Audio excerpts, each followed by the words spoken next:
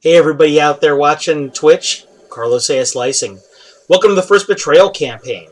This is a World of Greyhawk campaign using first edition Advanced Dungeons and Dragons rules.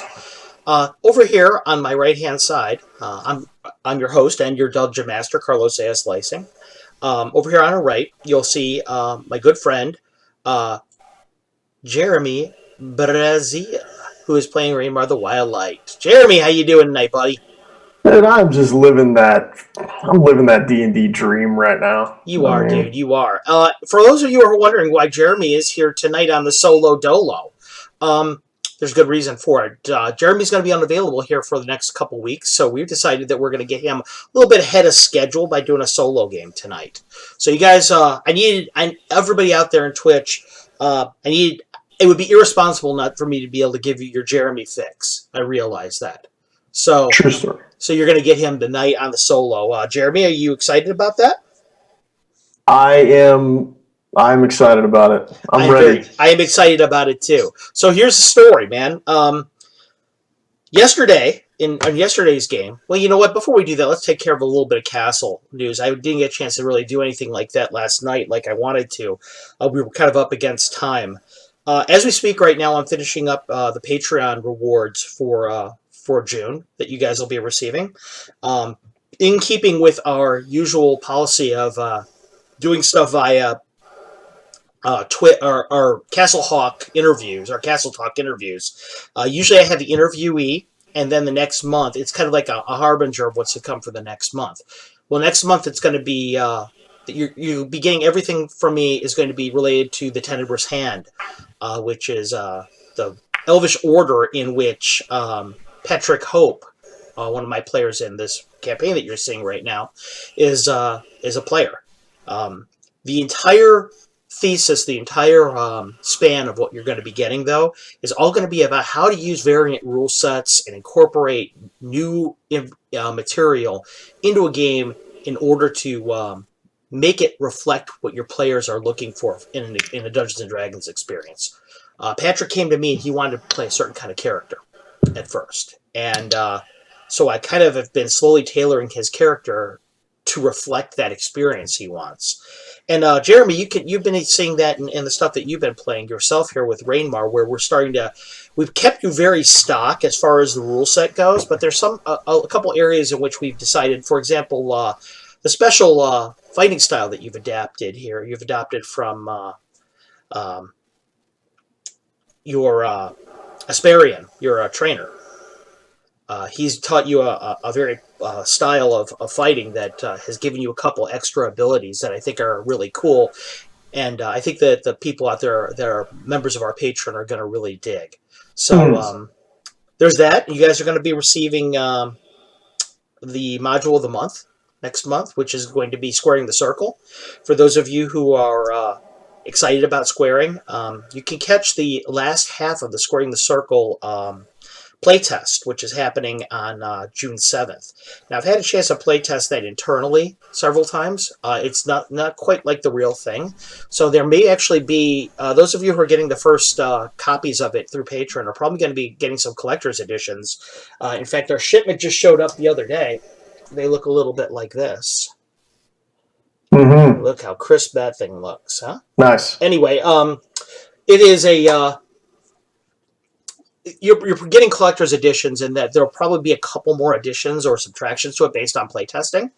But that's more or less the genuine article that you're going to be getting right there. There's a Tenebrous Hand out there. I name checked you, and you just appeared. That's awesome. So anyway, that's you guys are going to be getting that. I'm just as we speak right now. I'm doing the bonus encounters for it, which is called the Accursed Engine. It is nastier than I expected already. I'm only a few encounters in there. I've got some ideas for it. I think it's going to be pretty tough. But then again, Squaring the Circle is the conclusion of an entire story arc, so I expect that to be tough too. So, the material will the bonus encounters will reflect the in-game material. So I'm really excited about that. I think you guys will dig it. For those of you who are really enjoying what Jeremy is doing in his game right now, you'll notice a lot of themes that are reflected in between Squaring the Circle and the module that you're going to be, or the stuff you're going to be seeing tonight, which is in the first Betrayal campaign. And I say that because in the Squaring the Circle game, there's a lot of themes that have to do with Greek pantheon of gods. That has to do with kind of outsiders from other planes visiting Oerth for the first time. And as a result, if you guys like what you're going to see tonight, I really encourage you to check out the Squaring the Circle stuff. I think you're really going to dig it. There's a reason why at the bottom of the screen right now on Twitch here, you're seeing that Jeremy's title and his the game map is all written in kind of a Greek font there. It's to reflect the larger campaign that we're going to be embarking on. When we last left our intrepid hero, Jeremy, it's a good segue into how the game starts.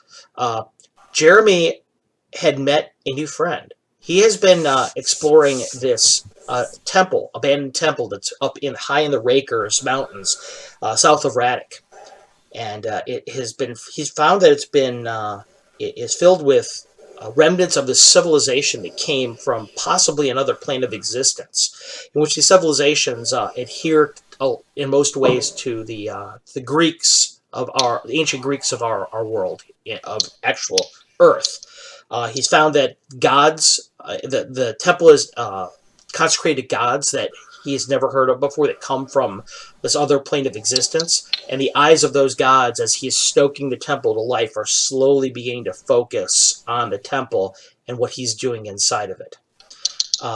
He met a new friend inside of the campaign yesterday, and that would be the guest star that we had, Magnus Miller Wilson, who played in our game yesterday. Magnus is playing a character named Eryx, and Eryx was a physician that was part of this Greek civilization. He went to sleep one day and woke up basically 1,000 years later, and as a result, it's him and Jeremy are just starting to learn each other. He's starting to learn a little bit more about his destiny within this place, because as it unfolds, the game's unfolding, he's realizing that a very large part of his destiny is woven into the fabric of this temple and the gods of the Greek gods in particular. In particular, when we last left Jeremy, you guys can take a look at the Twitch feed and see the middle of the screen where the country of Radek is. That would be our game map over there, and I will zoom in and show you exactly where Jeremy is. Jeremy is, and I'm going to get rid of the fog of war here right now, because Jeremy has seen enough of this map now, and he's been around enough of this place to know where he is. At the bottom of the screen, there's a stairway that you'll see, and above that are two chambers. The chamber above the second chamber above him, and there's a good zoom in on the screen. The second chamber directly above the stairway is where his mentor Asperian's chamber is, who's been teaching him the way of spear and shield. Jeremy's at the foot of the stairs that lead upwards, where he has learned that there is the existence of a greater temple consecrated to Hades and Persephone exists. And that's where we'll begin right now. Jeremy is in the company of Eryx, the Greek, along with his pet warg, Cub, which is Monty, and a Knoll monk by the name of Brother Karak, and an orc that he has managed to make his henchman, and that would be Norik.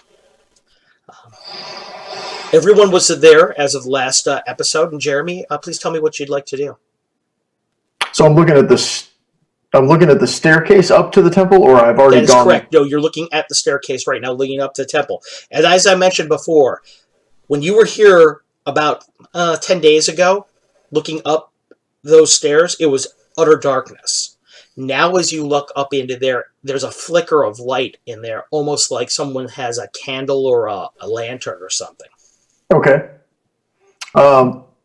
Well, I'm going to follow the white light. Okay, well, you begin to follow the white light, and behind you, behind you, Eric's just kind of stiffens and stops. Brother Karak kind of looks over at him, and he says, it pauses for a moment and says, "You're going to have to do this alone. I, I now understand why I was never allowed here. I'm not allowed. I can't be here." He just nods. He looks a little nervous when he says it. His serpent is almost like whispering in his ear as he wrapped around the stave he holds. Okay. He says, "I will wait for you in the room with the Sparian. He and I have much to catch up on anyway." Okay. And Eric's kind of leaves a little shaken maybe, walks away, and Brother Karak kind of looks over at him, looks back at you, and almost says, make sure it's all right that you guys continue. Yeah, let's carry forth. I would have preferred to have him with us just because he's got knowledge, but given that he can't go in there and has never been in there, it might not be that much help anyway. So Correct. we'll just go. Could you tell me a marching order? Who's going to be in the lead? Oh yeah. Let's put Fluffy in the lead. Uh-huh. Norik behind her and Brother Karak behind me. Well, no, I need my trap finder up front. Yeah, let's put Brother Karak in the front and checking for traps and such, and then Norik by me. And he begins upward. He looks at you, or behind you, Norik looks at you and says, he's come a long way since you first met him. Before he was... It's almost as if his latent intelligence just hanging out with you is starting to come out more and more. Okay. Before he would just act, or react, he just wouldn't really think about it. But now, more and more, he is kind of given pause and has these moments where he's a little more insightful than before. And the first thing he says, he looks at you and says, swords out or down? No weapons right now. Right. He puts it back. Begin up the stairway. Now, the stairway goes up ahead of you, probably about 50 feet. It's a very steep staircase, and then it switches back on itself. Whereas before it heads to the east, it kind of finds a landing and then circles around back to the west. Right? Is there anything on the landing? No, there's nothing on the landing. It's just all old dust. The stairs are stone or marble? Marble. Okay. White marble. And as you go in there,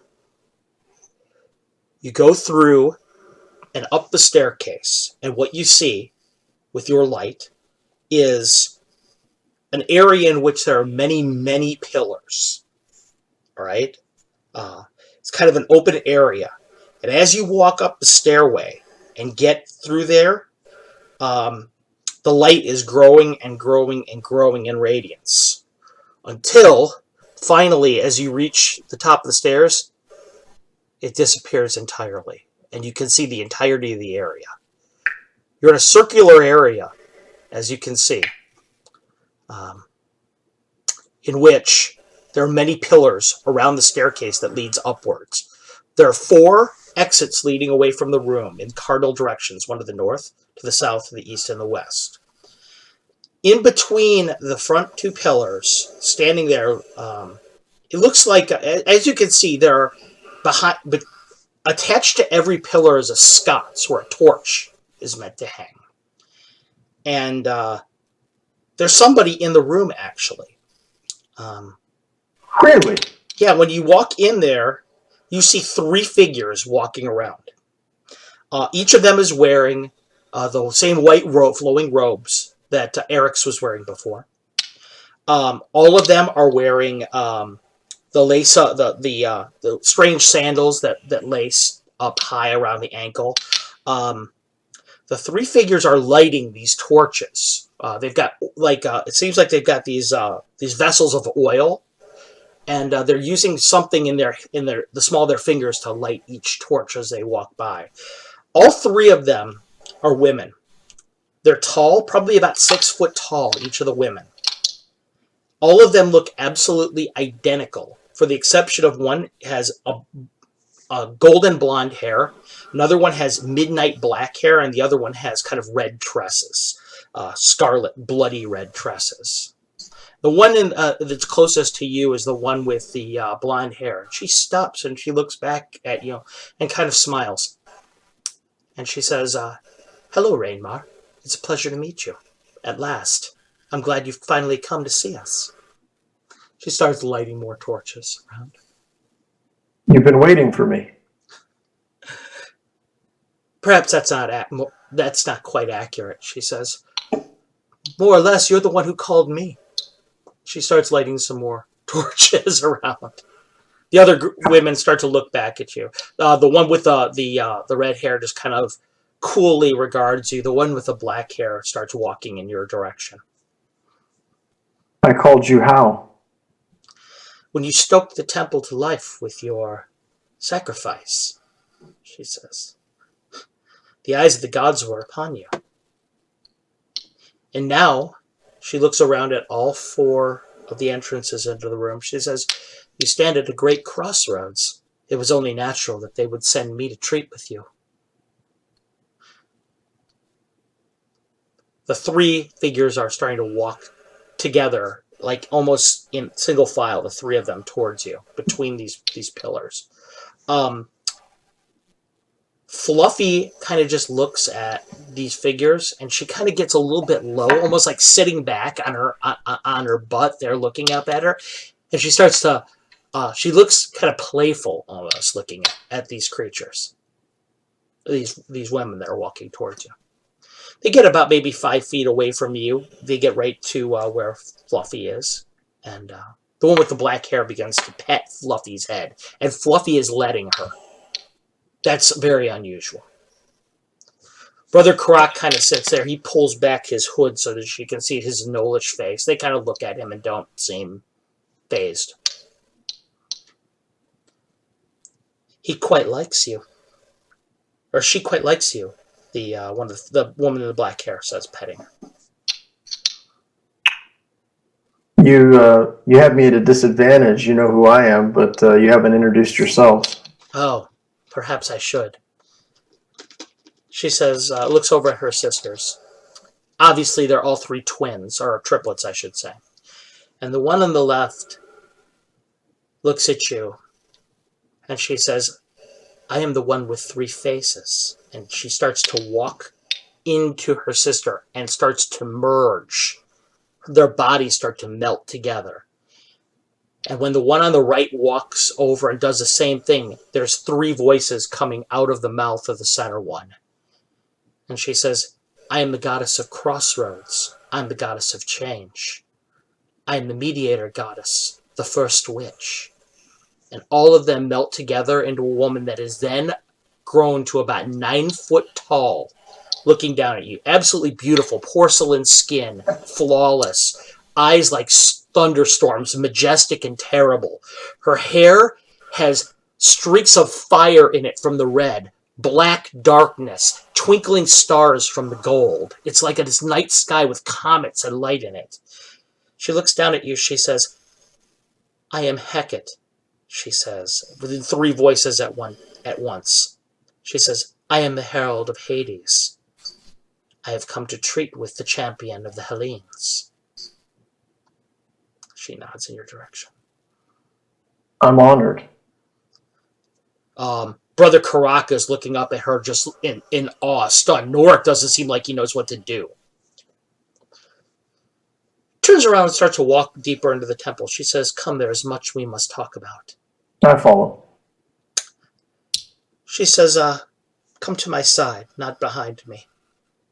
She says, "This is the worthy place of a champion like yourself, not as a thrall or chattel." She begins to walk ahead, down between all the columns, deeper into this temple area. You walk past a pair of staircases. And as you go further and further, you see a pair of alcoves in which two statues stand. One of them is a glowering man, kind of misshapen a little bit, titanic in size and power. And there's across from there is a beautiful woman that's holding out a cornucopia from the which rose petals fall.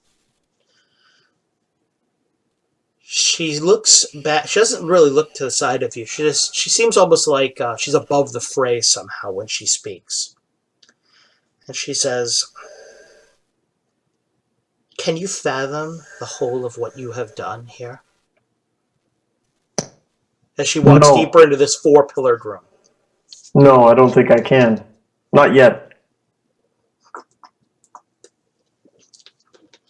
Hecate nods. She says, "They did not think that was the case, and so that is the main reason why I'm here to treat with you. Rainmar the Wild Light. Many years ago there was a war. The people that you have found that have raised this temple, they quit our homeland with the helm that you now wear, and in doing so they sparked a war.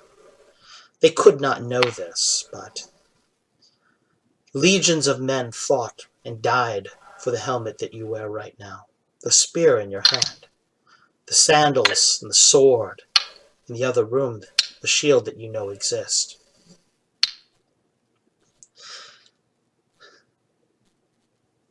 Our culture was doomed. The culture of those that built this place. It was the beginning of the end for them. Soon they would be swept under history's footpath by barbarians from the north and another culture further to the west. Again, her voice comes out in three different mellifluous voices, almost like honey from her lips. Inside of this 30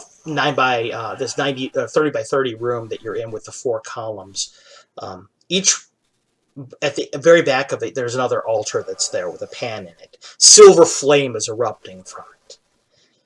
It's the same kind of flame that you saw in the temple of Hermes below. Okay. So somebody has already stoked the plate. She looks over at you. Are you saying that out loud? Yeah, because I want to understand. She looks at you. She says, "Yes, when I came here," she says, "I could not bear to see the place in its disrepair. Besides, when I would speak with you in a place worthy of our conversation, not some dusty old temple." Kind of seems a little bit bemused by the thought. Well, it certainly requires cleaning. Indeed. And you have done much to do so already. You should know that your labors have not gone unnoticed.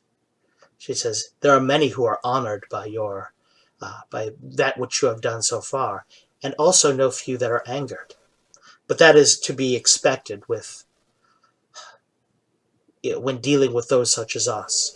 Just as there are many that will be your allies, many of those will be your enemies as well. But I digress.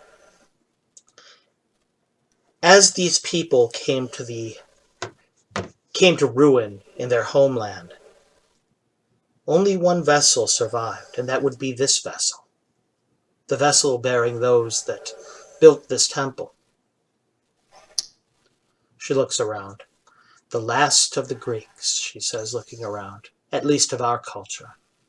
They came with new gods, you see, to replace ours, and those gods in turn would be swept again under the footpath of history and forgotten. But something happened, something recently, something very important happened. When we were at our lowest, when our power had waned to the point where even great Zeus could no longer hurl lightning through the sky, light came. Light came on Olympus in the form of a new dawn.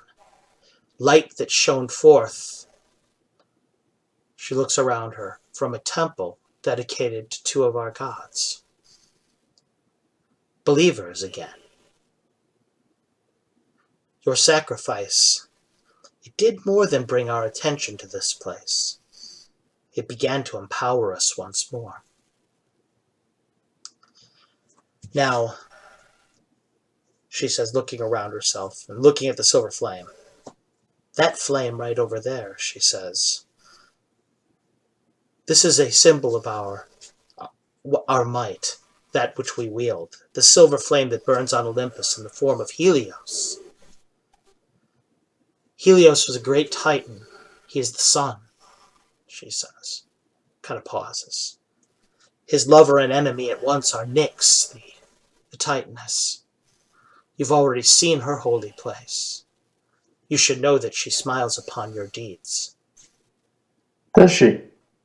Indeed, you've given her much faith. You've shown her much respect. You know, in most cultures, in most places where her faithful are, her temple would have been desecrated and ruined. Instead, you chose to clean it and show it respect. Turns around. This is a titan that has not been afforded such respect in, she thinks about it, many, many years. Which statue am I looking at? Oh, you're looking at the silver flame there. She's talking about below in the temple of Hermes. You may remember that there was also another small shrine to Nyx. Okay. Yeah. No problem. That's fine. And she says that all that about the respect. There is one here that believes fervently in us. Still, your friend, Eric's, I believe his name is. He's one of the faithful. He's the only faithful. Mm-hmm. His belief has made Hermes among us greatest. Hermes' power even eclipses great Zeus's right now. This is not a bad thing, as Hermes is mercurial to some degree. She thinks about it for a moment, but he is goodly of heart. I respect that. That's important wordplay. I respect that. Mm-hmm. Yeah. He's mercurial to some degree, but he is goodly of heart. There are worse things than having him the greatest among us. But though there are no believers, Zeus being less powerful, his statue has been glorified and some of his power has been restored. And of course, Hades and Persephone have a champion now. Do they indeed? The old ways are coming back. And so I am here, she looks down at her side. I am the goddess of change and the goddess of the crossroads, but I am also the mediator goddess. She says, I serve great Hades. And as a result, I'm here to afford you his thanks. You have respected him, you have respected his beloved. You've shown them both great honor, and you've returned to them power that has not been theirs in many, many years. And so, it was important to Hades that you know the whole of what you have done. Okay. You've brought back the gods of Olympus. But the gods of Olympus had no world. The place that they once gazed down upon was called Earth. Just like your world is called. But their followers were gone, and so the void was only theirs. Now their followers are here. A new war awaits us. A war against the gods of the earth. This world. For when Zeus comes, Zeus will want to regain his throne. He will wish to be the king of the gods again. There are gods here with names like Pelor and Vatun, Nero, Ius, Istus. Their names are known to us. Before they were but niggling things. Our worshippers outnumbered them by magnitudes. Now, theirs outnumber ours. But we are not without our own resources. We are warriors, all of us, you see. But the war is not for you to worry about. You should just know, she says. She kind of laughs a little when you say that. She says, well, of course not. You're a champion.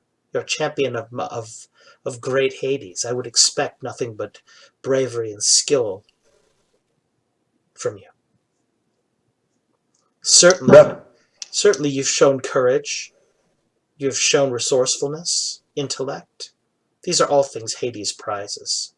For you see, my master, there is much about him that is misrepresented through the ages. such as?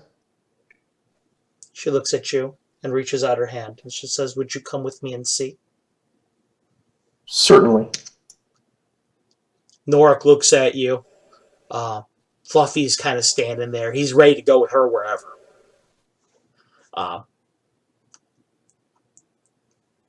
Brother Karak kind of is like, he looks at you and says, are we to come with you in this? No. Stay behind and see to the care of the temple. Norik nods. He says, don't worry, nothing's going to get past us. Appreciate it. She looks over at you and looks at them. She says, the one. She looks over at at Brother Karak. She says, his belief is with the gods of this world, but that one there, he believes in no gods. There is a chance for the flower of the pomegranate to grow.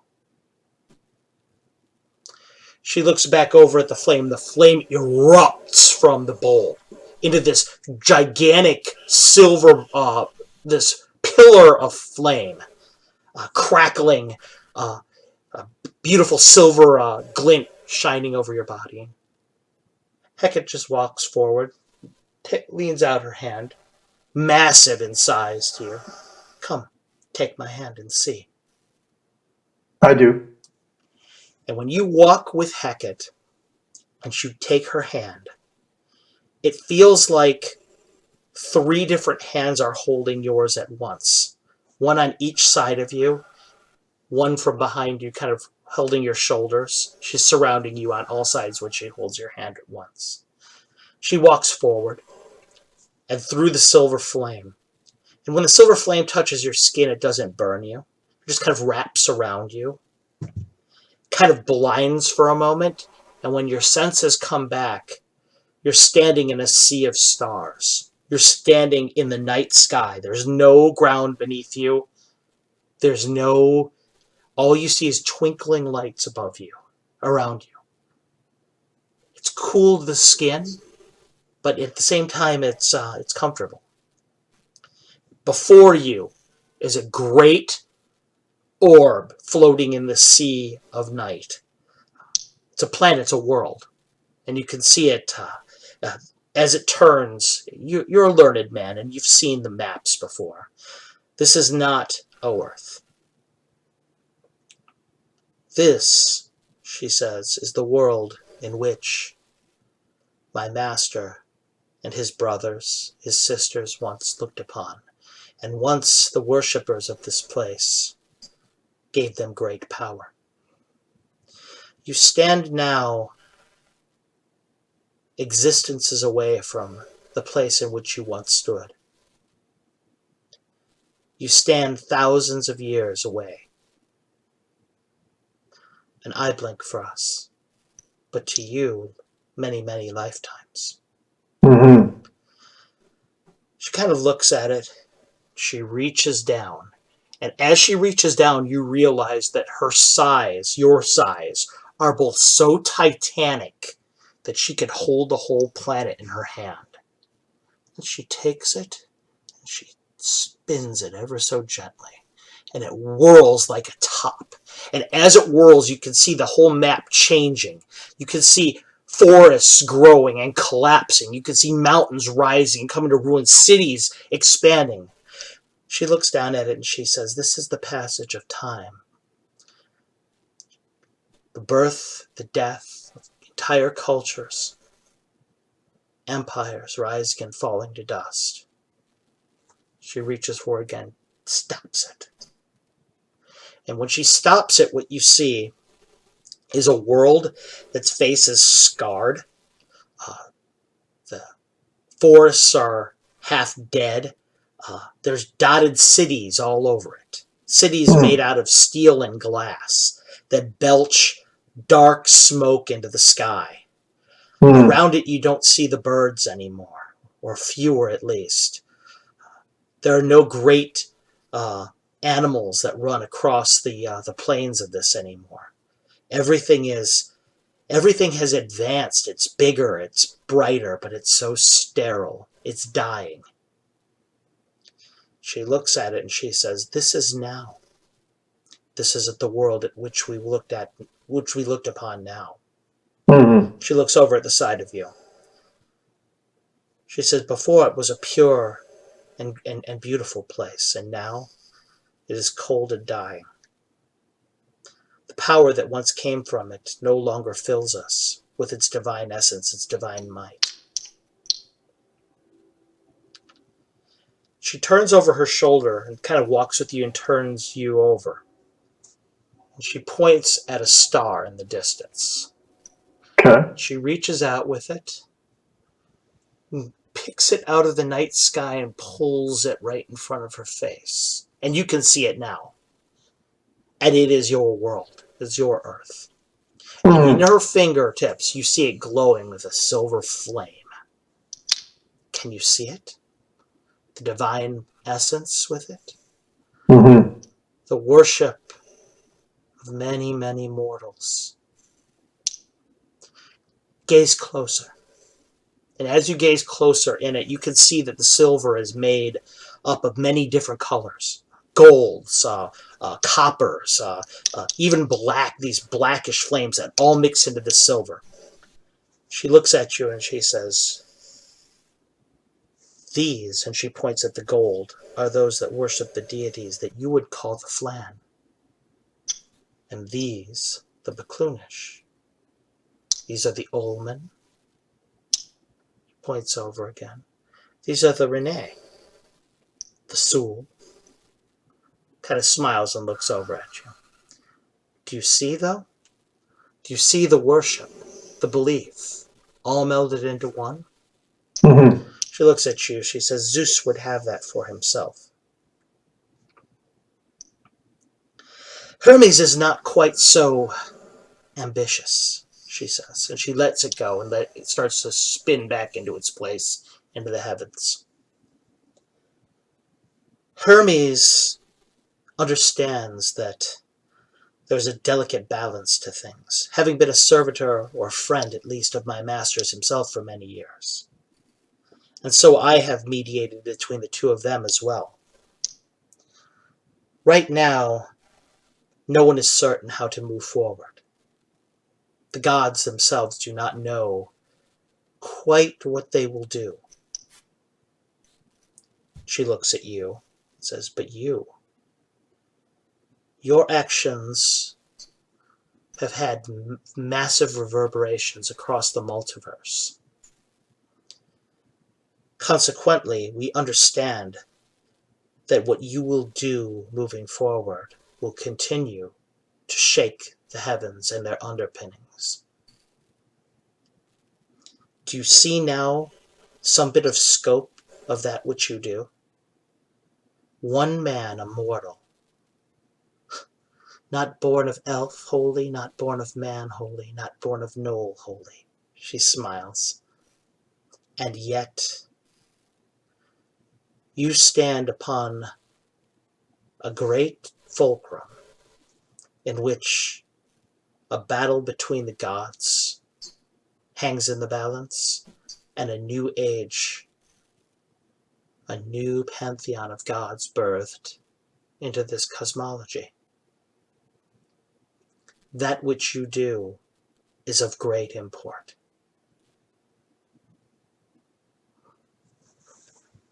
Hecate kind of looks over at you.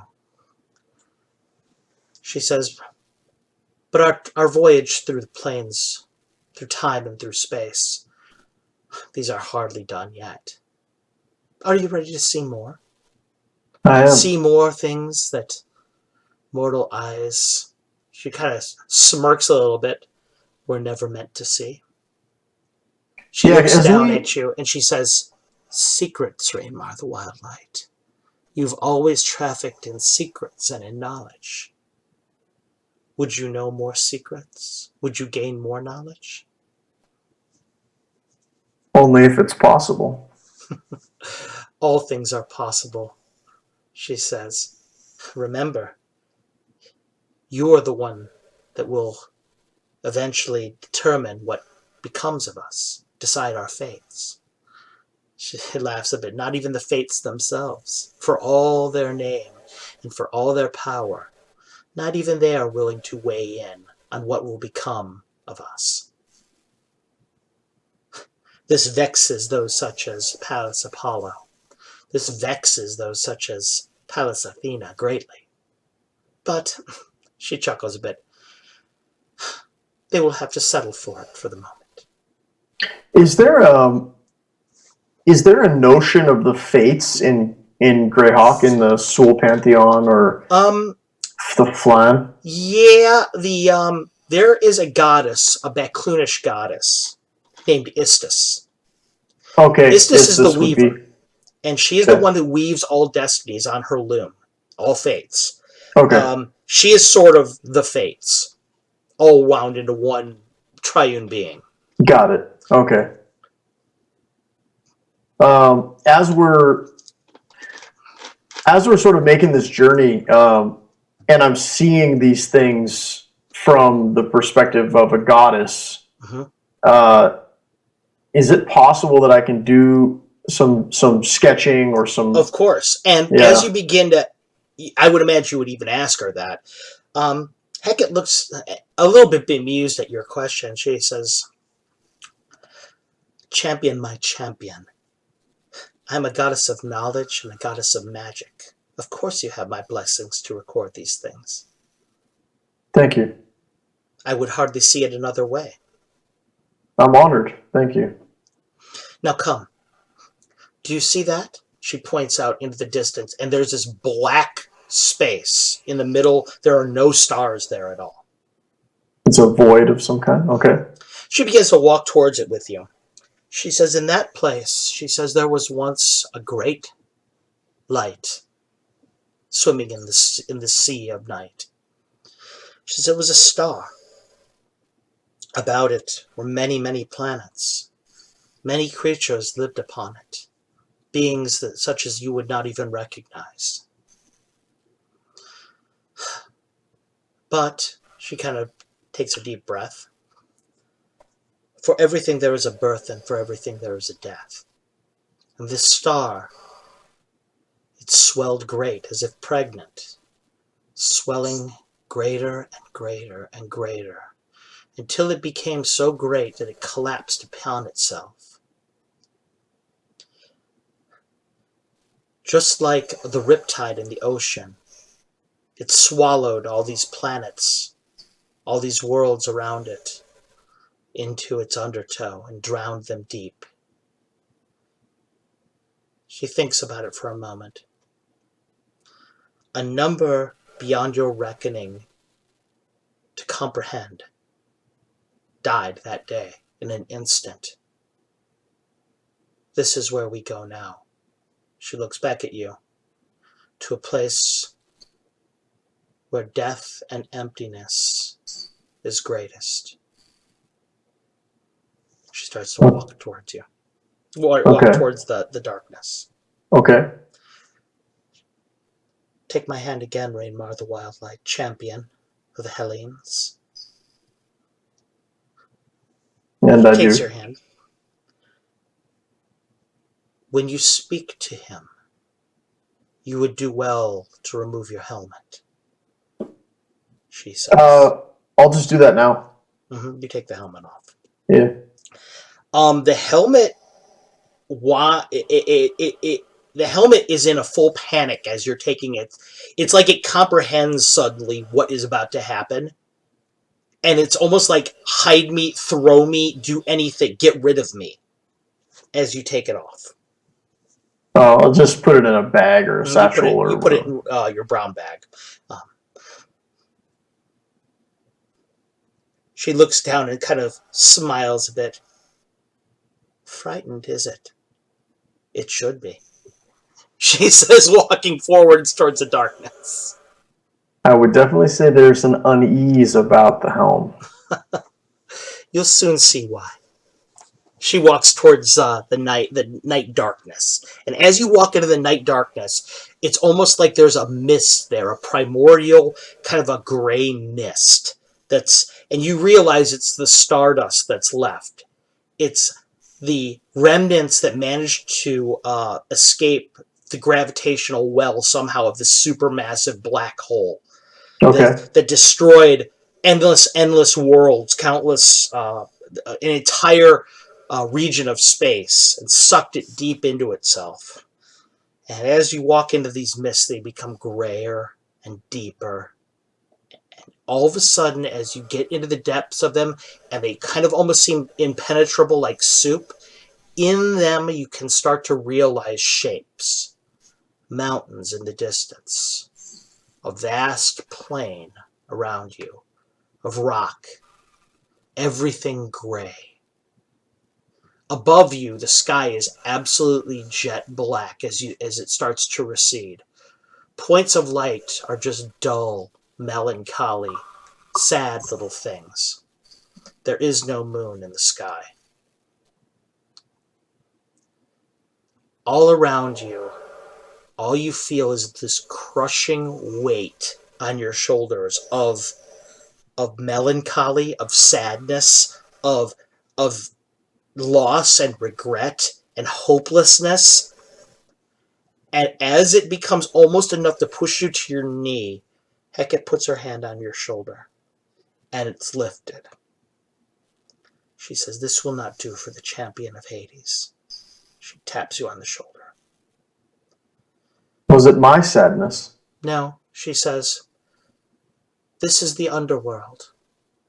This is what your folk would call Hades. They think it is a place, not a name. This is known as the Grey Waste." She looks around herself. She says, "The Triple Glooms. It is the first and last prison. You see, this is a prison with no walls. No one ever wants to leave. There's no point in doing so. It is the trap created by these planes. This is my master's home." She says, "This is the kingdom Zeus gave him to rule over." "That's unfair." She shakes her head. "I suppose it was Kronos' doing, Rhea's doing at the beginning. But I digress. Come, I have someone you'll want to meet." "I've heard you like dogs." She smirks. I think they like me, really, is what it amounts to. She starts to walk ahead, and ahead of you, there is this massive black wall with this solitary gate in the front of it.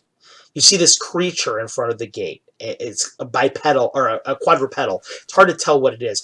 Above the gate hangs what looks like a ram's head, also carved out of the same utterly black substance as the wall. The black ram is the symbol of Hades. There are many of the creatures that walk about Hades here. They are sacred to my master. You should know this, that when a ram treats with you, it will recognize your station as a champion of my master's, and it will give you the respect you are afforded." Continues forward. And as she gets closer and closer, you realize that this thing in front of the gate is probably about 100 feet tall, bigger than any creature that you've ever seen in your life. It is a massive dog with 3 heads. All of its eyes burn with flame. Every time it breathes, flame, gods of flame rush out, tongues of flame kiss the dirt. And it begins to run towards you as it sees you. It's terrifying in its size and its scope. It's just so massive. It's like an avalanche coming down on you. It's like the world ending. All of its foot beats as it walks towards you, and Hecate seems unbothered. It's so the dog is the three-headed dog is running directly at me, Yes, or at the two of us directly at the two of you as you walk forward towards this gate. I look at Hecate and smile. Hey, Scottish Jeff, great to see you, man. I look at Hecate and smile, and I charge the dog. She laughs a little. She says, "He's but a mortal, Scabros." She says, "Treat with him in a kindly fashion." The dog, as it hits, as it comes to you, it leans down its center head and kind of picks you up on its nose a little bit into the air, weightless for a second, and it throws out its tongue for you to land on, so you're all slobbery for a second, and it just kind of balances you there on the tip of its nose, looking into its eye. You can feel all the heat from behind you rising out of its nose as you're standing on its snout. It's staring into these two great fireballs of eyes, and as the other heads draw closer, all six of them are upon you, and the other tongues come out of its mouth. And I scratch it on the nose. It seems like it just kind of, as it falls back onto its hind legs, it's like an earthquake. You drop 20 feet with the action and just kind of balance on its nose. Hecate, peace. We must bring him to the master. Hecate says, Kerberos, please. Peace. We must bring him to the master. You may have time to play later. And one of the heads kind of looks at her and whimpers. All right, let's go. And I crawl up to the top of his head. He leans his head down his snout so you can walk off of it onto the ground again. Mm-hmm. Do you see what is about to take place? You walk right past the dog. It looks back at you with one of its heads, the other two fixated forward. And I just go. It looks at you. Its eyes kind of seem like they burn a little brighter for a second. Okay. She says, "You are one of the first mortals in history ever to walk unabated past the Hound of Hades, the protector of the land of the dead. The significance is probably lost upon you." Most definitely. She walks past, she walks along and gestures towards the door, and these two great obsidian doors, both of them hundreds of feet tall, slowly open before you, revealing a light that comes forth, this gray light that bathes over you. Lord Gasamba, thanks for raiding us, buddy. We really appreciate it, man. Thank you so much. We are in Hades right now, for everybody that is tuning in. Rainmar the Wildlight. You walk through the gates of Hades, and before you is a vast plain, gray plain. Mountains in the background of basalt rise up into the sky. Those mountains belch forth a gray, dreary smoke. Ahead of you is a small temple, it looks like. It's all made of marble that is utterly black. It rises up on 20 stone steps, pillars on either side, and there's a great door in the front of it. In the front of the door, above it, there's a ram's head, a black ram's head that looks down. Hecate begins to walk through with you and looks. "This is the house of Hades," she says. Persephone. He who sent me. She smiles a bit. She says, "Persephone is only waking. She's only just arrived a few days ago." She says, "Perhaps you'll get a chance to see the mistress of the house. She's eager to see you, you know." The feeling is mutual. When you see her, you will realize that you'll realize some of the scope of what you have done.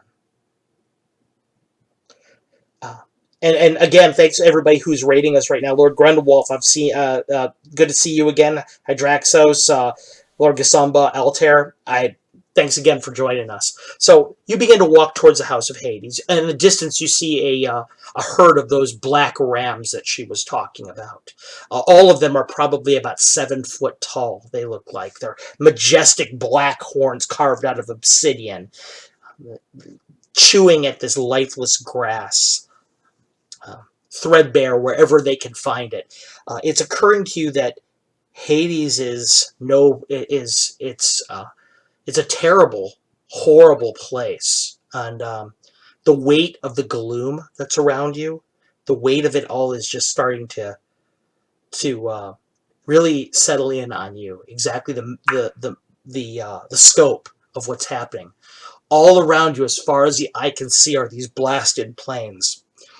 Where the gray begins to fade into black, you see these reverse silhouettes of people. They're these just like glimmers of like this unwhite light shaped humans. They're walking back and forth. Some of them are holding spears and shields. Some of them are just are holding plates or women or and you realize that they're the dead walking through this endless night, going where they might, crushed by this utter ennui and this utter melancholy that exists in Hades. But soon enough, you find yourself at the steps, and there's a man that stands there. A man with a spear in his hand, a shield and spear that look exactly like yours. And he kind of takes his helmet and pulls it back a little bit and offers you a wan smile. And says, "Hail, Rainmar the Wild Light. It seems that you too exist in more than one place at once." And it's Asperian. Whoa! I was not expecting that. Okay. That's my teacher, man. I'm just stoked to see you.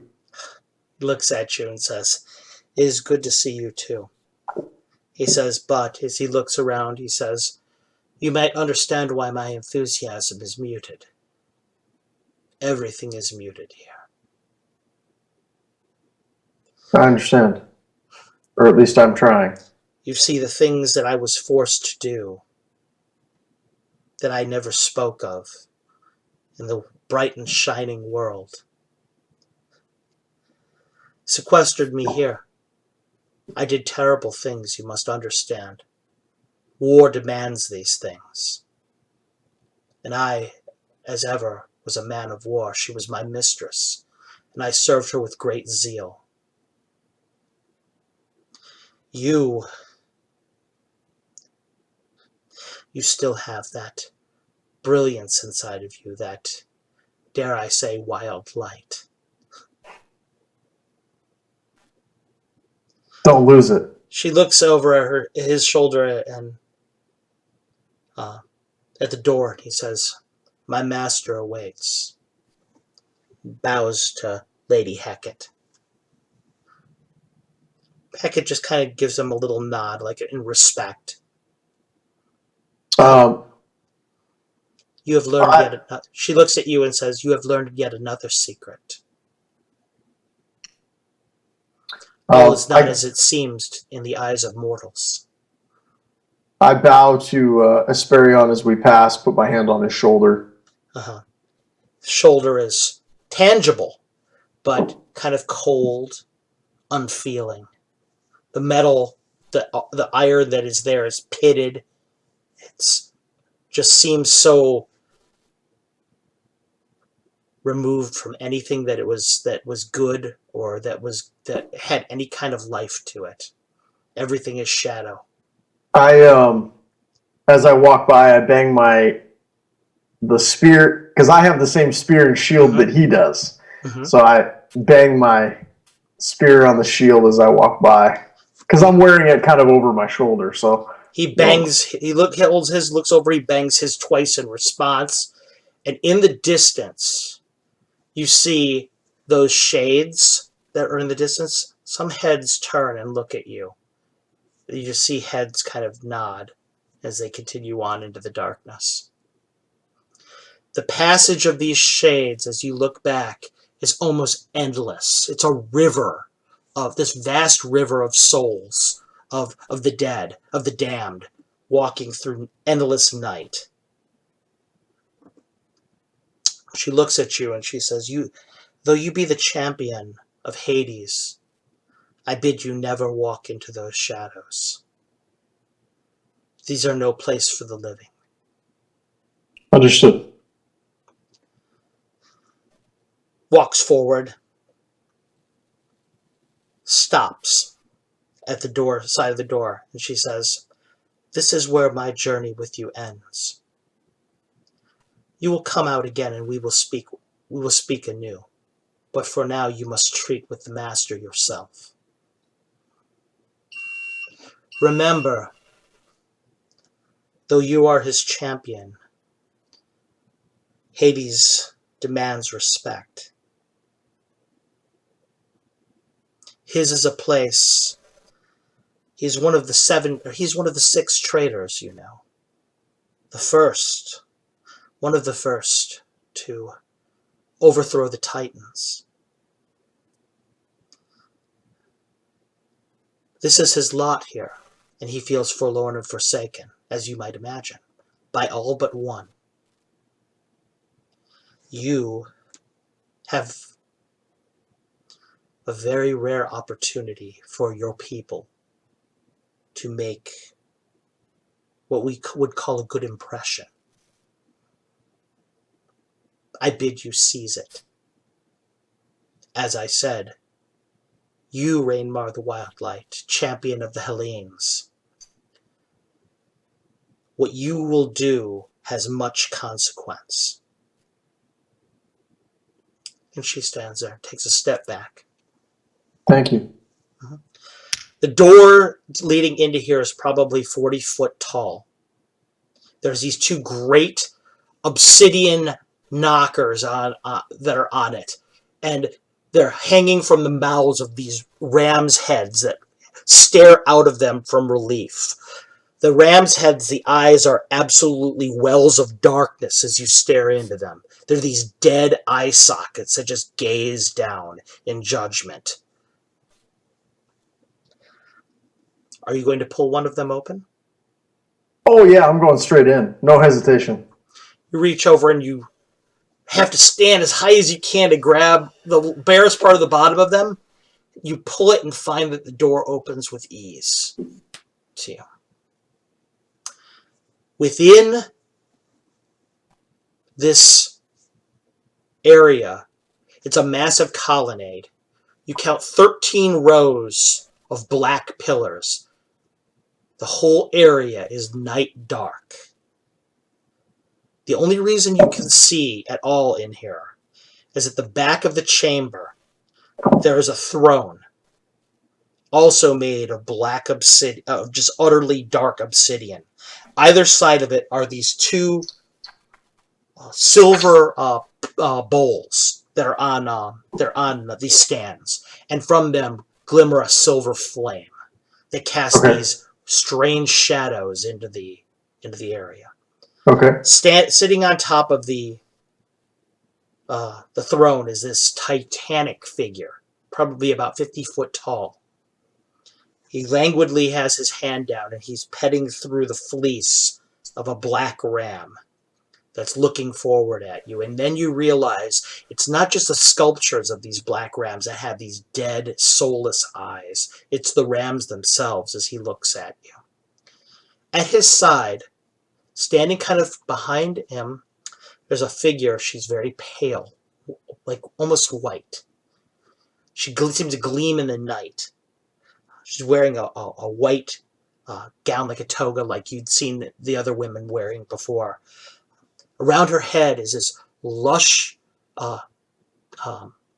halo of what looks like a foliage of some kind. And as it comes down into her hair, you see ivies blooming and flowers coming down it. into her hair all the way down the length of her back. Persephone. You say that out loud? Yeah, I say, greetings, Hades and Persephone. Figures look at you. The figure that's in the throne looks down at you and says, "Step forward, Rainmar the Wild Light," in a deep bass voice. "Step forward so that I can see the face of he who'd call himself my champion." Okay. I step forward. I've got my shield on my back and the spear over my shoulder. Mm-hmm. And I have my notebook under my right arm, my left arm. Persephone whispers something into his ear. He kind of just nods a little bit.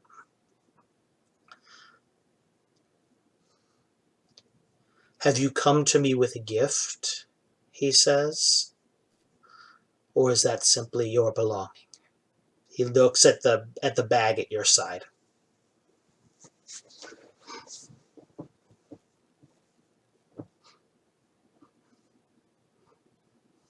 Damn, that's a good question.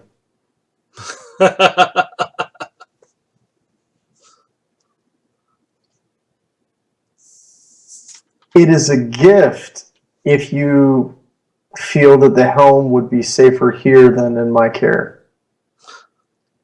He laughs a bit. The laugh that he utters is this.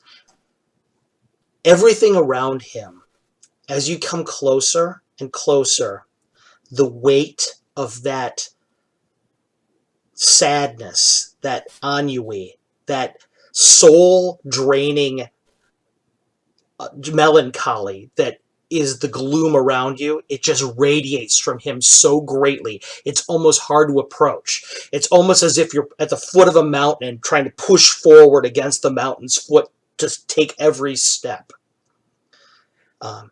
Just getting close to him is a titanic labor. And he just kind of laughs this mirthless, kind of humorless laugh. Looks down at you and he says, "What?" He says, "The Lord of the Underworld isn't allowed to make a joke." I think you're allowed to do whatever it is that you want to do.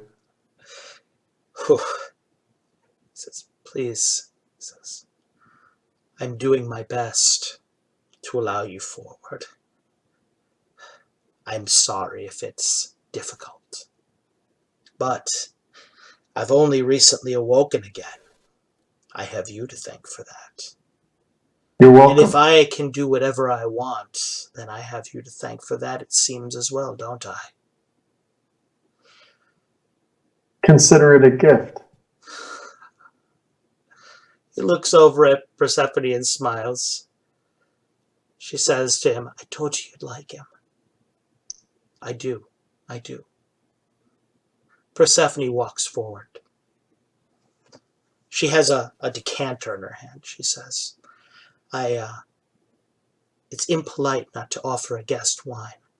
And as she walks forward, you see every one of her steps, every behind her, flower petals drift in the air, butterflies kind of fly away, but as soon as they get maybe 15 feet away, they wither and die right behind her as she walks forward. She comes down to one knee, reaches down into her waist and pulls out a small looks like a vessel, like almost like a hemisphere of an egg. She pours out of the decanter this vintage, a deep red wine into it. And as she comes closer, that weight of melancholy is going away, and it's replaced by something brilliant and light inside of your chest. This feeling of hope, a feeling of kind of, it's like she's a candle in the darkness, the beacon to which anything can be drawn to. And there's this one spot where when all is most lost, there's that one last bit of hope. It's like she personifies that in this place. She hands you the vessel like a thimble between her fingers. Please. A light on it's a monarch butterfly flapping its wings. I accept it. Mm-hmm. Are they also drinking? No, not yet. Not yet. Okay. And she looks over and she kind of looks at you and kind of gives a little bit of a smirk almost. And she does that right when you notice that in the vessel is the very wine that you poured into the bowl at the beginning of the temple. Remember when you did that? That was a sacrifice to her. She Right. received it. And okay. Okay. All right. The butterfly is sitting there flapping its wings gently in this air that is just oppressive. But it seems like around this vessel that you're holding, it seems to be able to survive somehow. You drink it, the wine it's fresh, pure.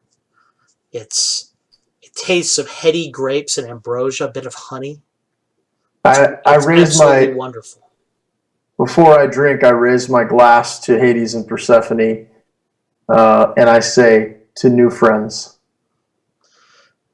To new friends, Persephone says. She pours a glass for her husband and for herself. And Hades drinks out of this large stone gray mug, whereas she drinks out of this almost what looks like a flute, a glass flute. Hades looks down upon you. He says, you should know that on the worlds that you spied before, I was not only the god of the underworld. He says, I was a god of wealth. I was a god of plenty. It seems that more than you and I can tell a joke. He laughs a bit, looking around himself at the gray bleakness. He says that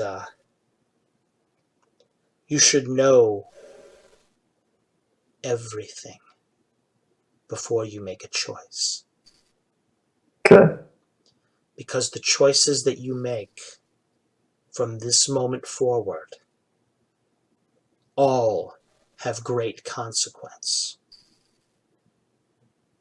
The gods of your world know that we are here among you. Mm-hmm. They are not used to sharing their might. Many of them, they circle together. The gods of your... Now, Melodic Method goes, not everything, you're sure to go mad. Well, that's the truth, isn't it? He goes, the gods of the elves from which part of you spring, these Seldarine.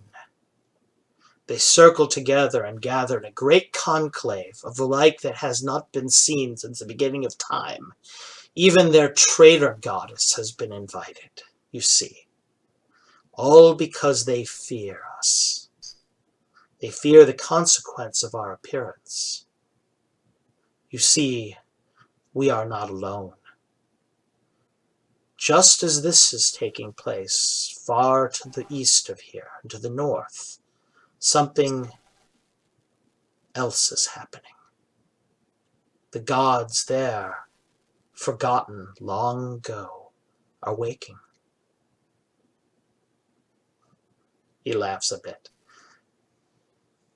Do you fear our appearance, Rainmar the Wildlight? Champion of the Hellenes, champion of Hades and Persephone? Do you fear our coming?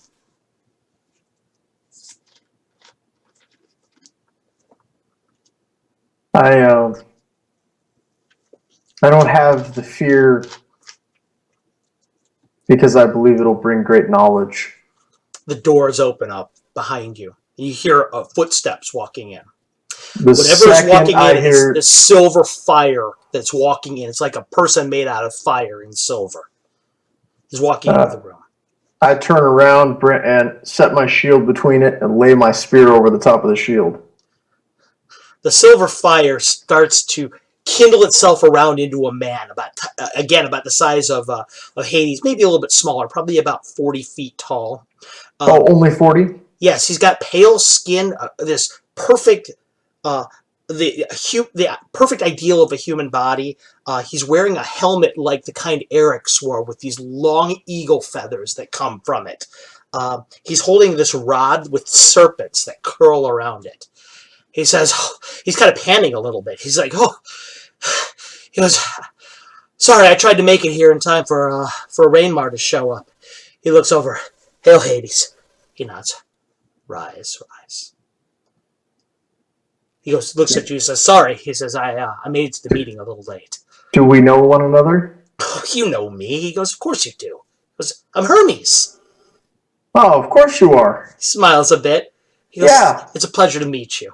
He goes, I'd shake your hand, but last time I did that with a mortal, I crushed him accidentally. I'm sorry. How late am I? Pallas Hermes, please. Sorry. My love, some wine for our guest. She starts to pour some for Hermes. And I raise my glass to new friends, and I drink again. Oh, yeah, absolutely. New friends. He goes, Dionysus, he's still waking up. He can't make it quite yet. But he said something about this toast was going to help bring him. Think about it, Hermes. Of course it will. Just as we drink right now, we celebrate Dionysus. A gathering. Oh, yeah, that makes sense. Nice. I'm sorry, I'm just really scatterbrained right now. He goes, I'm not used to being the head of the Pantheon. It's a lot. I mean, I don't know how you... No offense, actually, but I don't know how you and Zeus do it. Actually, Hermes, we were just talking before you got here, and we've decided that you're not going to be the head of the Pantheon. That's not actually happening. Thanks, Zeus. No offense. Thank Hades for that. Who's going to be the head of the Pantheon? Persephone seems a little bit bemused. We've elected Rainmar to be the head of the Pantheon now, since he's the one that's responsible for glorifying us. Yeah, so it'll be great, man. I'm going to take care of Immortal? That's... You're messing with me, aren't you? It's genius, right? She smiles a little bit. Listen, has everyone caught Rainmar up to speed? I'm in the process. Oh, I'll mind my own. I can't very well lead the Pantheon before I'm caught up to speed, Hermes. Just give us a second. I get it. It was dumb. I'm sorry. He is pretty good, like you said. Hades says. This isn't the underworld. This is the land of the dead, the triple glooms. I can't have you bringing laughter into my hall. He smiles a little bit. It'll never happen again. No, it won't. He shakes his head, kind of sadly. Persephone kind of holds his arm a little tighter. Many are those that will come to you, the holy men, that will have become alerted to what is happening. They will come to you to try and kill you. They will try and ruin the temple that you have stoked to life. And so they are hoping that we will be forgotten and that our approach will be forestalled. I'm sure that Hecate, in her own way, told you that your actions would have great consequence, but let me be clear what she meant. You are all that stands between us and oblivion. And yet, at the same time, though we teeter on the brink of non-existence, your actions could cause us to have even greater glory than we experienced in Helene.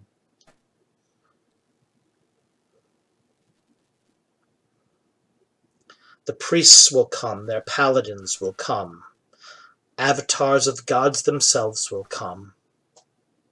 They will all try and bring you and those who you care for to ruin. This is your fate. And how do you suggest I defend the temple? Well, he says. I'm a poor one to ask. After all, he kind of chuckles a bit. I was the one that was on the brink of non-existence, and you're the one that brought me back. It seems to me that you seem to understand the steps that should be taken. Perhaps. He nods. I need warriors. Yes, you do. And Asperion, she nods over at the door. I have given him, though he is damned, a place of honor and respect, because he is passing on the knowledge with which you will defend us. It only makes sense. You see, though I am the god of the underworld, I am also a god of justice and fairness, wealth, commerce. Kind of smiles a little bit. And so I have chosen to give you a sample of these things. Just as you have given me power, allowing me once again to impel my influence upon your world, so it is that I have been able to give you a small gift. You need warriors. The easiest way to get warriors is to buy them.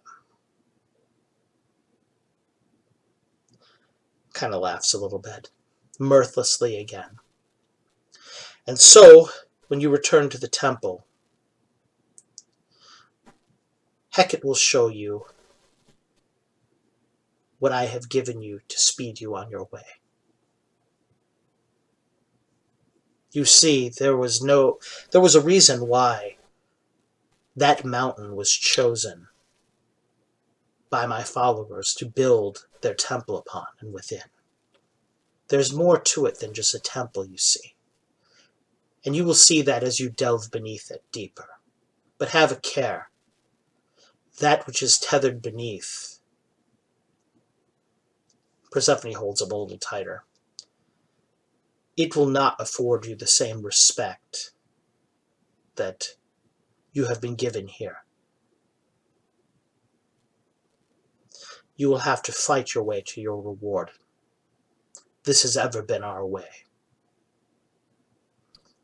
Proof of courage, proof of will, proof of worthiness.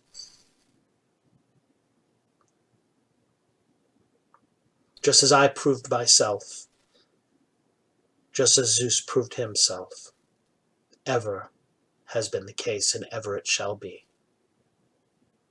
And it is your culture that I would, for example, prove myself by killing the Minotaur.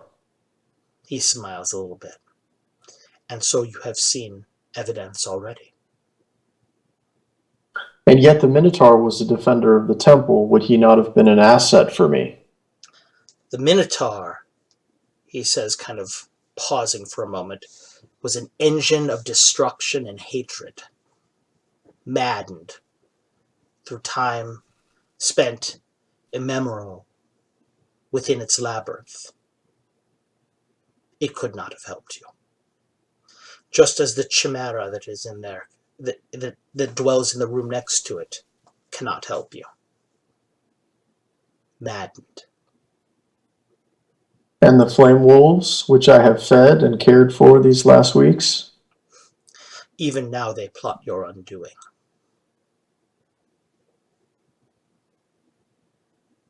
You see, there are things and forces beyond reason, beyond kindness, beyond trust. These are lessons for you to learn. Your counsel means much. He nods. He says, you will be aided as you can by our number. Even great Zeus, he looks upward, is treating with other members of the Pantheon not to work at cross purposes with you. Nope, not at all, Scottish Jeff. Well, my friends, you have left the strategy to me, it seems. Well, yeah, it makes sense. I mean, please. And if the strategy is mine and mine alone, then I would begin by reminding you that 2 or 3, depending on how you count them, of my fellows worship a native goddess. Yes, indeed. They do. And they have not been at odds with me or my approach. Not all wars are won by antagonistic approach. Some of them are won by having the proper allies. Persephone at his side seems to beam when you say that. And He so looks up at her, and he looks up at her and says, "You don't have to say it." And she just kind of chuckles a little bit and holds her head down. And when you kind of have that look on your face, she kind of mouths out the words, "I told you so."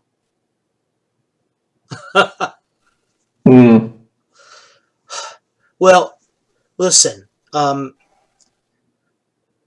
your path, what you're taking right now. Listen, maybe I'm scatterbrained. Maybe I'm always on the run. But I can tell you this: there's nobody that knows roads and pathways like I do.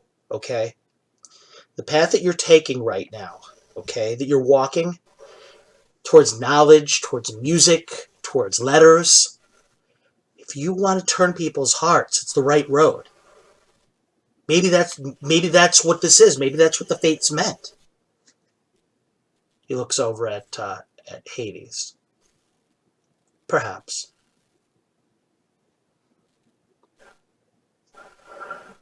I still say that Asperion's teachings will do him well. Let me say that the goddess Zanye is not in conflict with my actions, nor her people. Yet. It is early. My friends, I have one request before I take my leave and return to my duties at the temple. Speak it. Brother Jonas has fallen. Would you speak with him again? No. I would have him returned to me in the temple. You ask much. Do I? Hades is scratching the top of the ram's head. Consider, if you will, the notion of allies. This is a sign, not only to Zanye, but to her people, that we do not make conflict. Would it not be wise to have children of Zanye assist us? It is my lot to be the ruler of this realm, and yet never broach my kingdom's borders. I cannot do what you ask. But he looks up at Persephone. She nods. She reaches into a satchel on her side and pulls out a seed. Looks like a pomegranate seed. It's a tiny thing. Okay. She says, "Where your friend has been laid to rest, put this in his mouth, and you will see the fruit of his life come into bloom once again." He left. Okay, so where is he then? You're going to ask them? Yeah, where did he go? I laid him there, and now he's gone. He was covered in vines, and now he's vanished. The wolves have taken his body. They hunger for meat, you know, and they know no allegiance to gods. They will know allegiance to me. He smiles. This is what I would expect of my champion. He reaches out a hand and touches the front of your shield. And on its face is the great black ram's head symbol device on its face. Which makes it different than the one that Asperian is wielding. They look different. Mm-hmm. Okay. Mm-hmm. You're holding it. He says, "Do as my bride bids you. I trust her." I will, thank you. "Remember," she says, looking at you, "for every favor asked of the gods, there is a great price to be paid. This is nothing I have control over. This is simply the way of the world."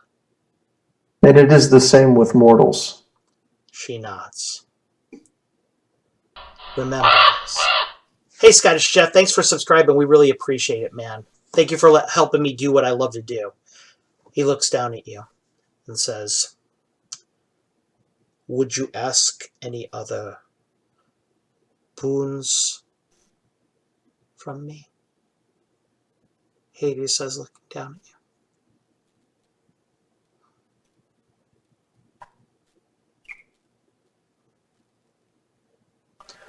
No, man, it's no interruption at all, man. I love it. I love it. No. I believe that it would be best if we cement our friendship in action rather than words. And the return of Brother Jonas to me will provide me with more strength with which to care for the temple and build. Persephone nods. It will. And I dare say it will also please one of your friends that you mentioned greatly, though he knows it not. Not yet. You see, she looks up skyward, kind of a gentle wind that wasn't there present before, kind of blowing through her hair. When it does, these little blooms, these blossoms kind of blow out of her hair. They turn to ash and dust as they leave her hair, and the gloom overtakes them. You see, whether they know it or not yet, their association with you, they've become enmeshed in this too. All things alive are connected. Yes. It's a lesson that you will learn in short order. And are we not connected to the dead as well? Only in memory. But she looks over at her husband. She kneels down a little bit. She reaches out and puts her hand right next to your ear. And she utters a word and whisper. The word does not have a sound. Okay. It does not have... It's in a language primordial. It is like a language of creation and destruction. It is horrifying and majestic at the same time. It is something that mortals were never meant to hear. And as you hear it, you almost feel like your heart stopped for a moment and then beat again. It's like this momentary breathlessness. And as she whispers it in your ear, she puts her hand out when she's done cupping her hand and holds out to you a flower. Okay. It's a chrysanthemum, and when the light touches it, it seems to shift in color. She recognizes what I've done at the temple. Mm-hmm. Hands it back to you. And she says, remember this. Wisdom, she says, true wisdom, can be encapsulated in but a brief aphorism. Now is greater than the whole of the past. And as she says that, in your hand, the flower disintegrates to ash, and you feel yourself breathe it in. And something inside of you feels like it kind of comes into bloom. You will understand soon. She steps back and holds her husband's arm. Thank you, my friends. You hear Hermes in the back. Whoa.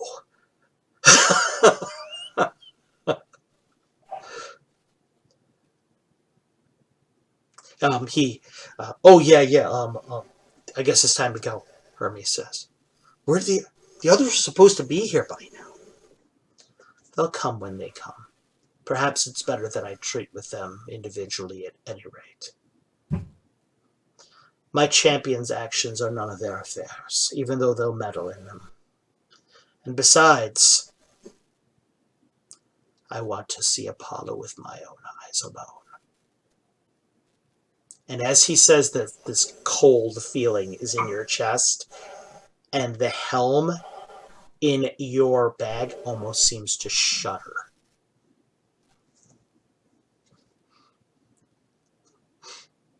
Love it. Okay.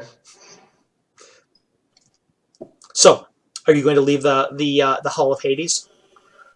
Yeah, if they're comfortable, the last thing I'll say to Hades, first of all, thank you for your hospitality. I treasure my friendships above all things. Nuts. And I hope this will not be the last time we speak. It will certainly not be the last time we speak. You will see me again one day. And until then, until that day. You turn around and you walk out of his halls. Hermes just kind of stands there and watches you go. Hey, tell Eric's, I said, inside the slab. Look inside the slab, you dope. I'll let him know. Thanks. Sure. Hey, can I borrow those sandals? I think there's some not too different from them, not far from where you are right now. Oh, okay. You want me to have wear those ones instead? Yours are nice though. Thanks. The guy just kind of laughs. He goes, Hermes. Laughter again. Sorry. Hermes, unacceptable. Forgot myself. It's okay. You're not in charge anymore. Listen, about that. I'm gonna go and talk to you-know-who. He's gonna want to know about this. What should I tell him? By you-know-who, are you referring to Zeus? Tell him that my champion has everything under control. Oh, yeah, I'll do that. He turns around and starts walking out of the hall. And if he has any questions, he knows where to find me. Oh, don't say that. Don't say that. He looks back at you. Believe me. He says, he's kind of everyone's boss and all, but he's the last one you want to mess with. I wasn't messing with him. No, I don't think you understand. Any contact with him is messing with him. And he bursts into silver flame again and starts to stride out of the room. And as soon as he hits the front door, you see him burst into speed and just disappear off into the horizon. Cool.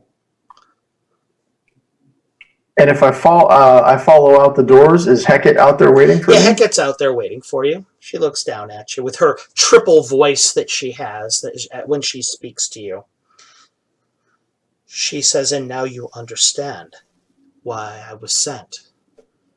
You now understand the crossroads upon which you stand. More than ever. Come with me. we have one last thing that we need to deal with before I bid you farewell. Very She well. walks you down the stairs. Asperion is standing there. Asperion looks over at you. Says, I take it things went well. He holds up his shield, and there's a black ram on its face. I made some new friends. That's good. Just remember, the enemies of your friends are also your enemies. Depends on how many friends you have. He laughs. I will see you soon, though I will not remember this. I understand. My time in your world may be growing short. I sense that which I have to teach you grows smaller and smaller. If we are never to see one another again, then it was good to know you. Likewise, my friend. Hecate walks away from him.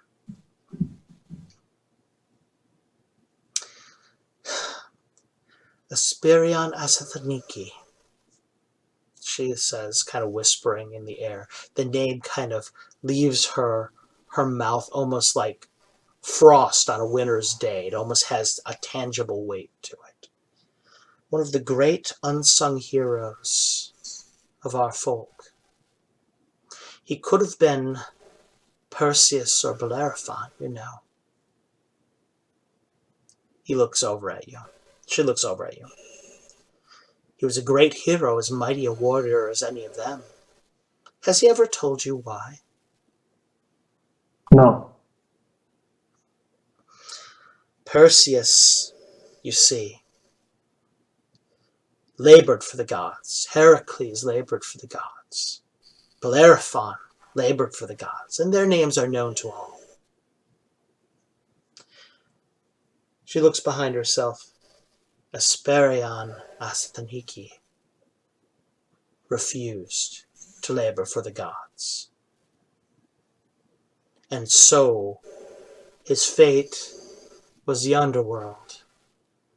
But here he is afforded respect for his choice. She continues to walk towards the gates. You have to understand, those men of whom I spoke, they were all cat's paws of the gods. Mm-hmm. Their faces are inscribed in statues. They stand upon Olympus and gaze down at you even now. Mm-hmm. Some men have greater pride. They refuse to be toys for even those so mighty as Zeus. And so he was damned. He was chased away from his home. He died alone, disgraced, a failure. All the things that the gods knew would most destroy him inside. And so, just like Prometheus, just like Daedalus, all those who the gods found his favor with, his punishment was great and eternal. And yet, she looks back at the Hall of Hades as you open the door leading out of the underworld. And yet, at the same time, Hades affords him respect because he knows what it's like to share such a fate. Come, take my hand. Cerberus is there again. He's just kind of looking at the three of you. No, Cerberus. No, Cerberus. She says, holds up her hand. She says, the time for play is not nigh. And besides, This one will soon make war with your get. She looks confused, as Kerberos does a little bit. You understand. The dog just kind of leans down on the ground, just kind of lays there a bit, looking at you with its baleful, flickering fireballs of eyes, crackling in the ever night. I go over and give them all three of the heads a little. It sits there and kind of tries to nuzzle up against your hand. You will make a fine addition to Hades' armies one day. Rainmar the Wild Light. And then we will have eternity to discuss matters such as these. But for the time being, I must return you to the land of light and the living. You have seen that which is your destiny. You have seen that which you will come one day to effect. You have much to do. When you return to your world, to the greater temple, you will see much has changed, and yet much has remained the same. This is ever our way. It is ever my way. For standing at the crossroads, you have the ability to gaze in all directions and see all possibilities. Know, she holds out her hand and puts it on your shoulder, that you have the blessings of the first witch, the sorceress, the triune goddess. Smiles a little bit. The great mediator. She leans down and whispers in your ear, there is no secret into why I came to see you. I am the mediator. Hades knew what you would choose. And she leans over and gives you a small kiss on the cheek. And you feel it twinkling like diamonds all down the side of your face. He knew. Follow in my footsteps, mediator. And everything kind of seems to go black for a moment. Like when she kissed the side of your face, your whole body is like, your body is a watercolor painting exposed to the rain. And you feel your whole body melting away into color and shape, formlessness. And when you open your eyes again, you reconstitute them, you're silhouetted in silver flame. Behind you, the roaring flame in the temple stands there in that bowl in that altar. You see Norik standing between the two alcoves, standing guard with Fluffy. Fluffy turns her head as soon as you reappear. The brother is nowhere to be seen right now. Norik looks back at you. Goes, oh, you're back. I didn't even know what happened. Where's Brother Karak? He went downstairs. Why? He said he felt something. I don't know. I don't know what that means. Let's track him. All right. Come on. Oh, actually, wait. Before we do that, have I actually seen Hecate walked me around the temple? No, she just walked you straight to this area. And this area is dedicated to Hades. Mm-hmm. I'll take a second and look around just to see so I can map it out. Okay. You do that.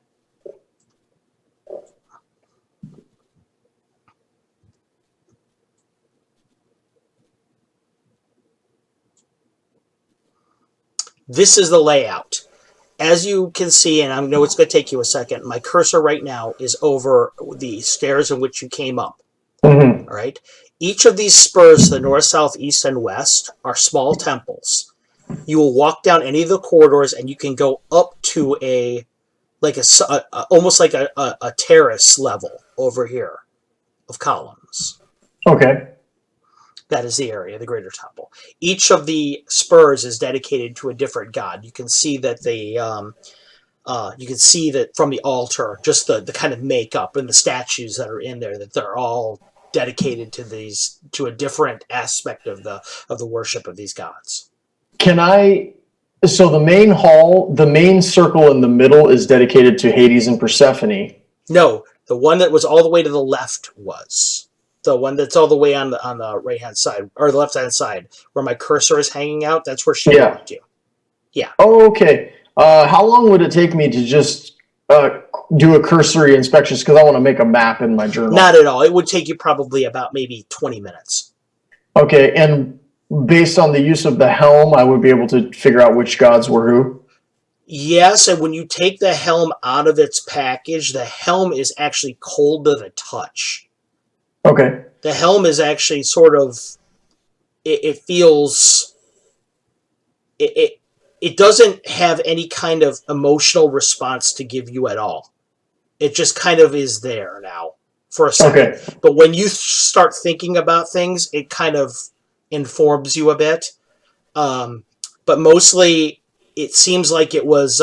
Thanks very much, Scott Chef. I appreciate it. I do all my own maps using Map UI, and if you are interested in them, get with me offline. I'd be more than happy to send you a copy. The helmet will tell you basically like it'll give you a feeling about certain areas, but it is not responding at all with its own feelings anymore about them. It's almost like it's been chastened and doesn't want to say too much. Okay.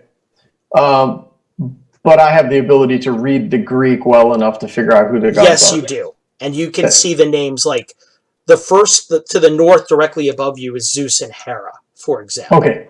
Okay. The one to the south directly is Apollo and Athena. And the one over on the all the way on the east, that is Aphrodite and Eros, or excuse me, and Thanatos.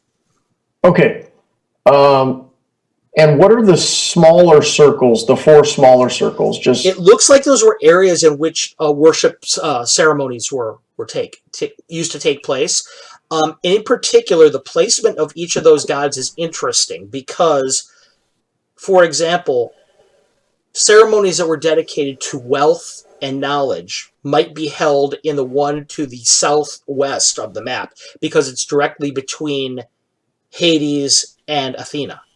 Whereas one's dedicated temporal power might be to the northwest between Zeus and Hades. Got it. Okay.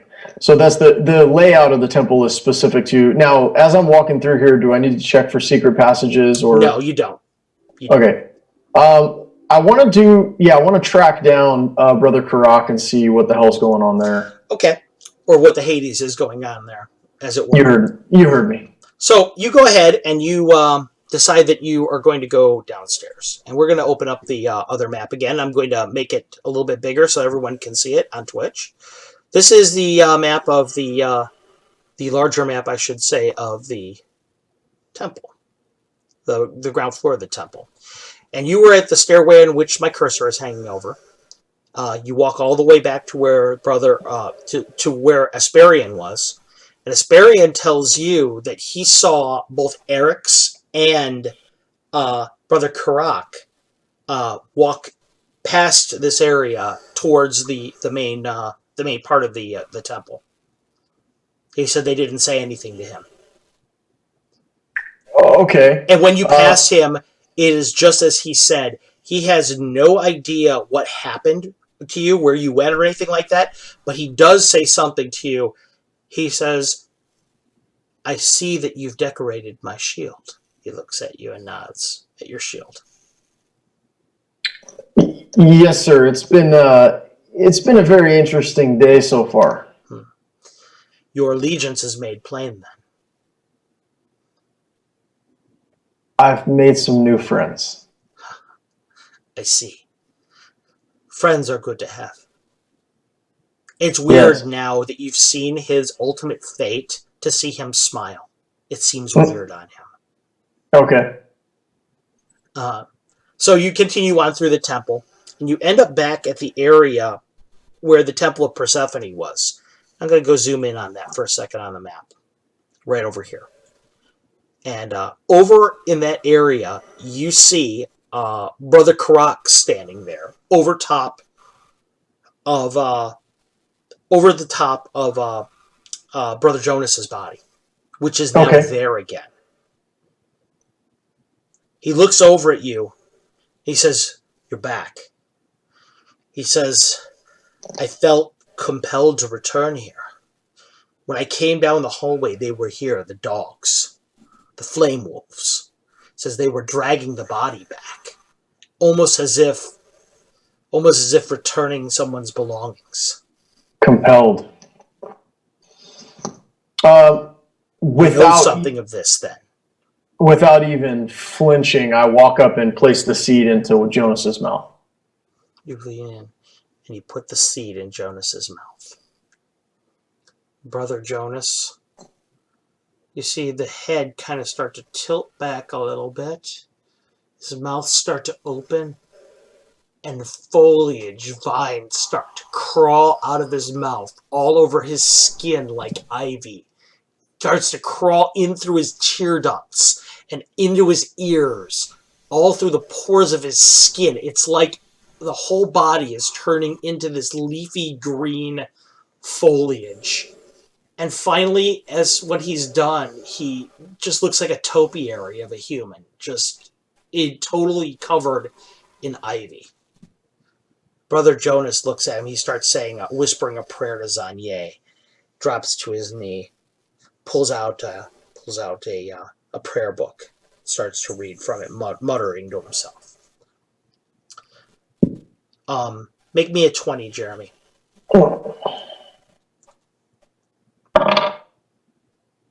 That's a 12.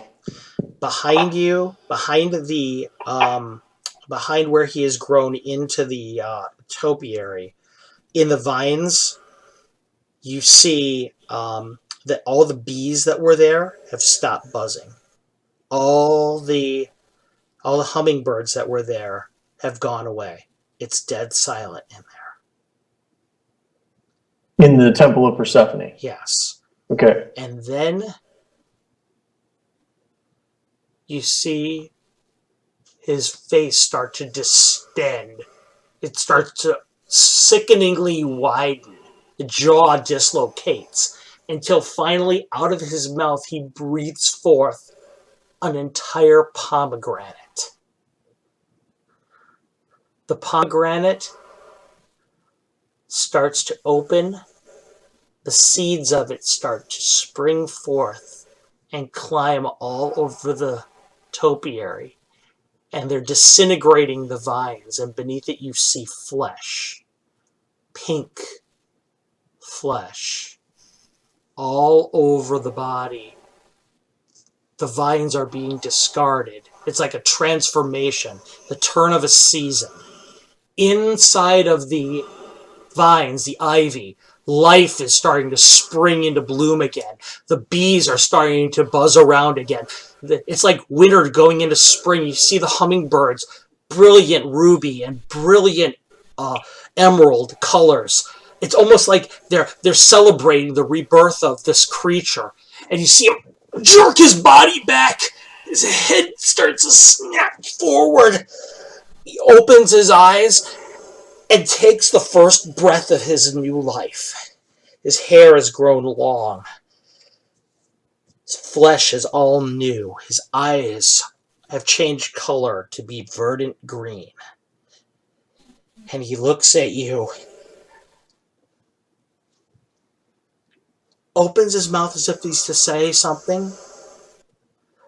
Breath comes through these newly born vocal cords that haven't had air or liquid in them now for days at a time. He croaks out a word and then looks at you in the eyes and says, "I live." That you do, my friend. I live. Brother Karak bows his head, whispers a last word to Zanye. The birds and the bees are like an orchestra within the Temple of Persephone.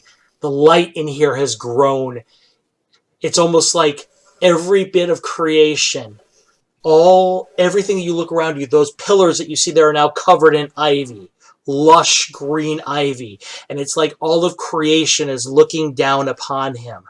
something new, something born again, the turn of a season, the birth, death, and rebirth of life.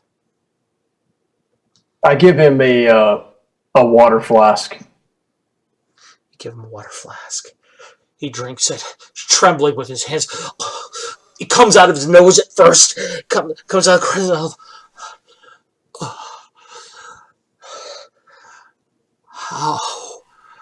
How did you? He looks down at Karak. He goes, Sanye. No, my brother, not Sanye. Brother Jonas, I do believe you are the first monk of Hades and Persephone. And that right there is where we're going to end our session for the evening.